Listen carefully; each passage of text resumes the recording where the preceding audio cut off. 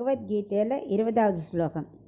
அத வியவஸ்திதான் திருஷ்ட்வா தார்த்தராஷ்டிரன் கபித்வஜः பிரவருத்தே சஸ்திர சம்பாதே தனுருத்யம்ய பாண்டவः ரிஷிகேஷம் ததா வாக்கியம் இதமாக மஹீபதே.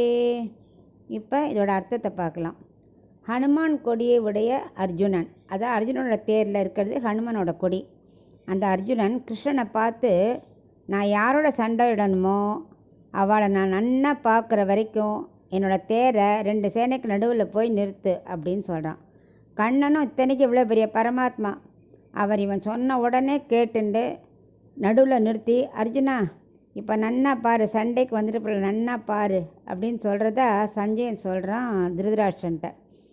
இதுலேருந்தே சஞ்சயன் இன்டைரக்டாக சொல்கிறான், பாரு எவ்வளோ பெரிய பரமாத்மா அர்ஜுனன் சொல்கிறத கேட்டு நடுவில் நிறுத்துகிறான் தேரோட்டி மாதிரின்னா இப்போவே தெரிஞ்சுக்கோ யார் பக்கம் வெற்றின்னு. அது இன்டைரக்டாக இவனுக்கு சொல்கிறானாம்.